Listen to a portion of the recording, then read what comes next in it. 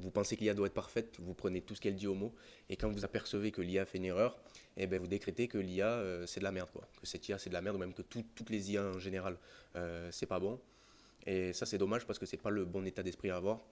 Moi je m'appelle Adrien Beltras, ça fait plus d'un an et demi maintenant que j'aide des dirigeants d'entreprise à intégrer l'IA dans leur entreprise. Et donc dans cette vidéo on va voir deux choses. On va voir que l'IA elle n'est pas parfaite et que vous ne devriez pas tout le temps l'écouter. On va voir quand il faut l'écouter et quand il ne faut pas.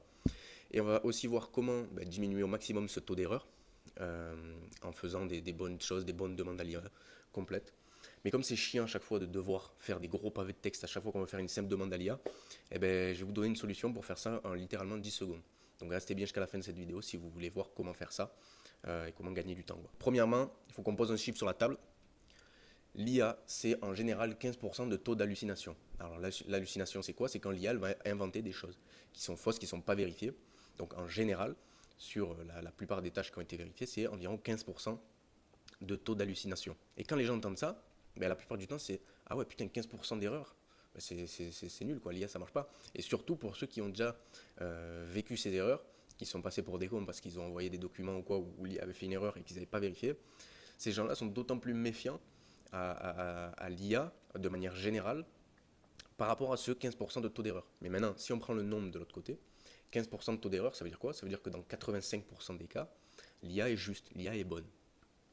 Et donc si vous aviez un salarié dans votre équipe qui fait du bon travail 9 fois sur 10, voilà, 9 fois sur 10 fait du travail parfait, une fois sur 10 il se loupe.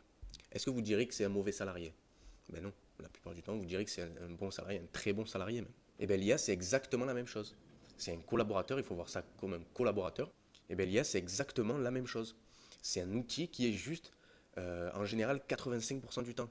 Mais cet outil il vous coûte 20 € par mois, il est jamais malade, jamais fatigué, il prend pas de congé, donc ce 15% de taux d'erreur, finalement, il est négligeable, quoi. Parce que surtout qu'il y a des techniques pour diminuer ce taux d'erreur et pour voir quand il y a ces erreurs. Donc, de décréter que l'IA, c'est de la merde quand on a fait face à une seule erreur, c'est dommage, c'est vraiment dommage parce que vous passez à côté vraiment de beaucoup de croissance pour votre entreprise, quoi. Parce qu'en plus, il faut mettre les choses en perspective. Depuis qu'il y a l'IA, l'erreur humaine, on en parle beaucoup moins. Mais les chiffres, ils sont là. Il y a des études qui ont été faites. Quand un client appelle votre service client, le taux d'échec humain au premier contact, c'est entre 20 et 30%. Donc ça veut dire que quasiment un client sur quatre, il repart sans avoir la réponse à sa question quand il contacte votre service client. Les tableaux Excel complexes, avec plein de données, plein de chiffres, tout ça, pas loin des 100% présentent des erreurs. Les fuites de données en entreprise, 88% sont causées par des humains. Donc d'un côté, on a un truc qui se trompe 15% du temps, mais comme c'est un robot, on va lui tenir rigueur, on va dire ouais, il doit être parfait vu que c'est un robot. De l'autre côté, on a des humains qui sur certaines tâches se trompent tout autant, voire plus, sauf que comme c'est des humains, on accepte. On se dit c'est normal, personne n'est parfait. Mais, alors c'est pas une mauvaise chose d'accepter les erreurs humaines, mais on doit aussi accepter les erreurs de l'IA. Car attendre de l'IA qu'elle soit parfaite, c'est se mettre une contrainte mentale qui pourrait vous empêcher de changer littéralement votre entreprise. Parce que de la même manière qu'on ne va pas attendre d'un nouvel employé qui soit excellent dès le début. On ne va pas le mettre sur un poste et lui donner aucune consigne et attendre qu'il fasse les choses parfaitement. Quand on recrute quelqu'un, on va le former. Alors même si c'est quelqu'un qui a déjà de l'expérience, on va lui donner du contexte sur notre entreprise, ce qu'on fait, le résultat qu'on attend. Et bien l'IA, c'est pareil. L'IA, vous devez voir l'IA comme un stagiaire boosté, en fait, qui sait faire énormément de choses, mais à qui, si on ne lui donne pas des directives claires, ne pourra pas donner de bons résultats parce que son périmètre de liberté est beaucoup trop grand pour tomber, pour que la probabilité de tomber sur ce à quoi vous vous attendez soit la bonne. Donc il faut voir l'IA comme un nouvel employé dans notre entreprise. En fait, il faut lui donner du contexte, des consignes bien claires, des choses à faire et aussi des choses à ne pas faire, et aussi lui donner des exemples de ce que l'on attend. Et donc le bon état d'esprit, c'est quoi?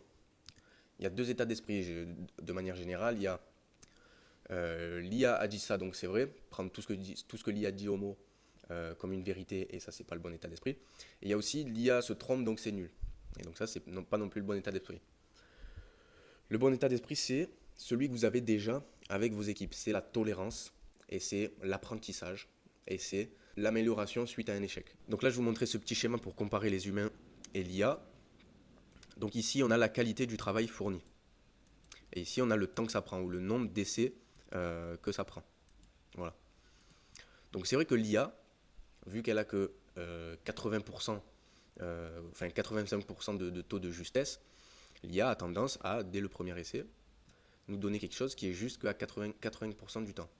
Ensuite, on va itérer, on va arbitrer et on va lui demander de faire des modifications. Lors de la première modification, la qualité du travail va s'améliorer pour le deuxième essai. Ensuite, il va stagner un peu. Ensuite, il va réaugmenter. Et tout ça, on va prendre 4 ou 5, on va refaire la chose 4 ou 5 fois pour arriver à un résultat qui est proche de 100%. Et donc c'est vrai que, comparé à la capacité de travail des humains, les humains, dès le premier essai, on va directement être beaucoup plus proche des 100%. On va être là, on va faire ça, voilà. Mais le truc, c'est qu'avec l'IA, ces 5 essais-là, ça a pris 5 minutes ou 10 minutes.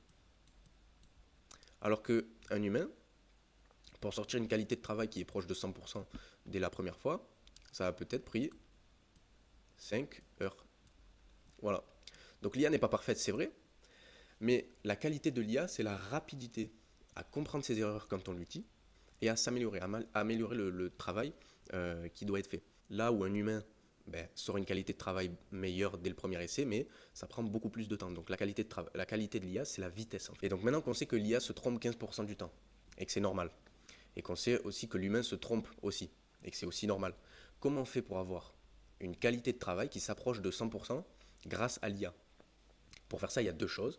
Première chose, c'est la qualité du contexte qu'on va lui donner, la qualité des informations, des demandes qu'on va lui faire. Et deuxième chose, c'est le nombre de fois qu'on va faire des itérations, donc on va lui demander de corriger ce qu'elle a fait, de recommencer pour que le résultat s'améliore. Donc pour la première chose, la qualité du contexte, je vais vous faire un autre petit schéma, on revient sur notre petit schéma ici. Admettons qu'on veuille traverser l'Atlantique en bateau. On a la côte américaine qui est ici, et on a la côte européenne qui est ici. Bon, on va dire que ça c'est la France et l'Espagne, et que là on a l'Afrique. Bon, c'est une vision assez grossière, mais l'idée est là. On part de la côte américaine. L'objectif, c'est d'arriver en France. Et on va dire que notre bateau ne peut pas tourner. Le but va être de viser le plus précisément possible pour arriver sur la Croix-Rouge, parce qu'on va pouvoir tirer un trait qui est droit seulement.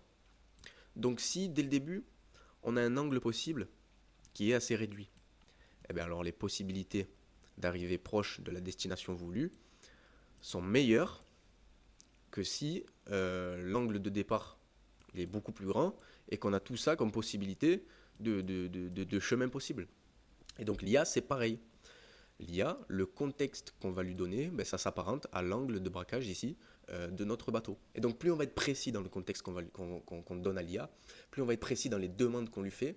Et quand je dis précis, c'est lui demander précisément quelle suite de tâches on veut qu'on fasse, des résultats qui sont attendus, des résultats qui ne sont pas attendus, ça c'est aussi important, et surtout des exemples de choses qui ont bien marché et dont on veut que le résultat se rapproche. Donc le but en donnant tout ce contexte à l'IA, c'est de diminuer le plus possible l'angle de départ ici.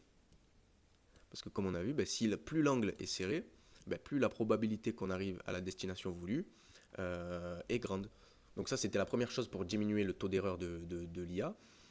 Et deuxième chose, c'est les boucles d'itération. Comme on a vu ici, pour faire 5 tentatives, l'IA, ça prend 5 minutes.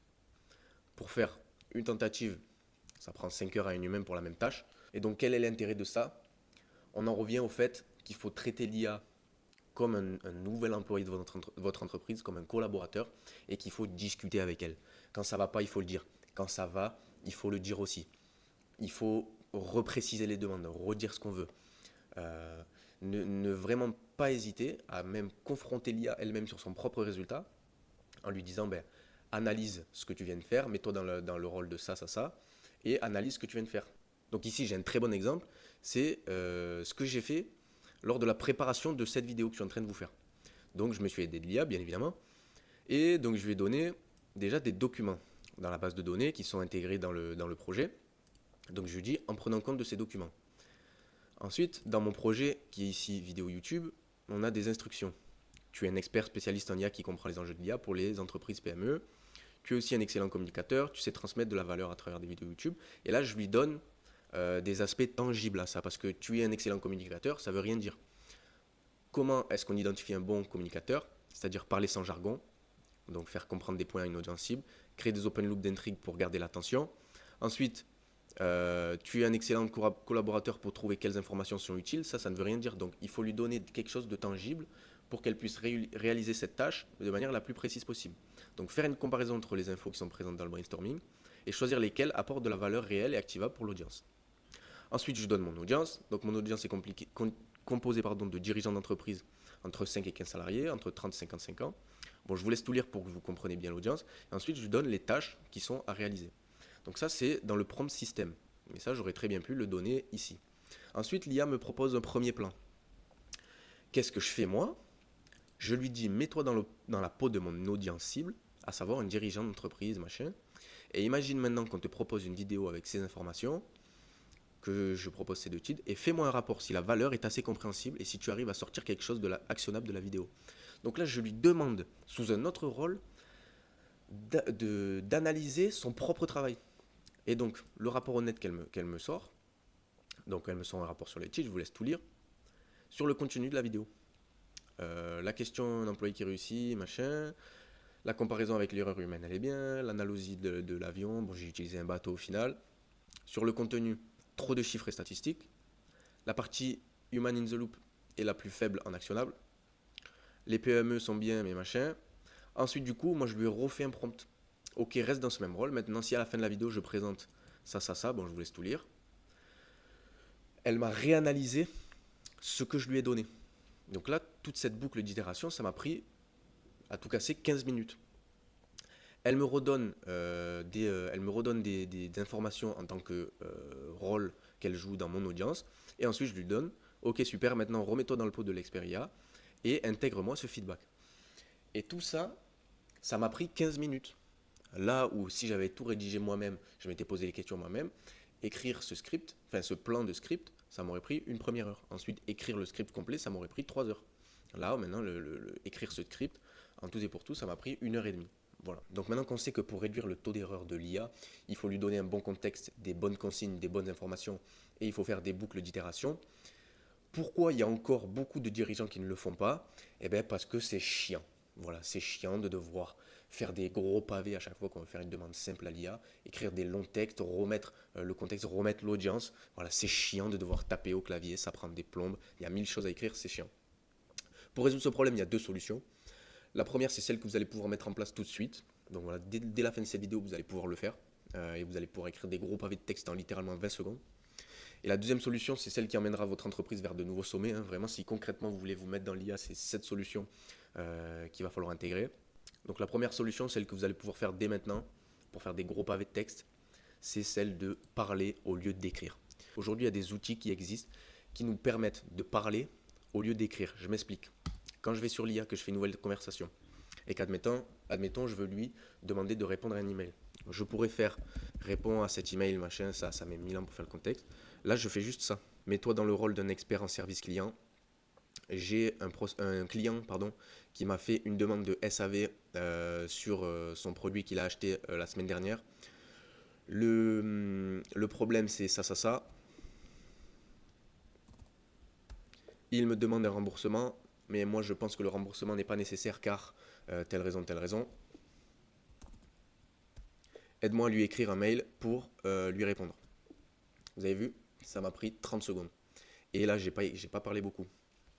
Cet outil-là permet d'écrire 3 fois, 4 fois plus de texte pour le même temps que vous allez passer. Parce que regardez, quand vous écrivez au clavier, on est à 45 mots par minute en moyenne.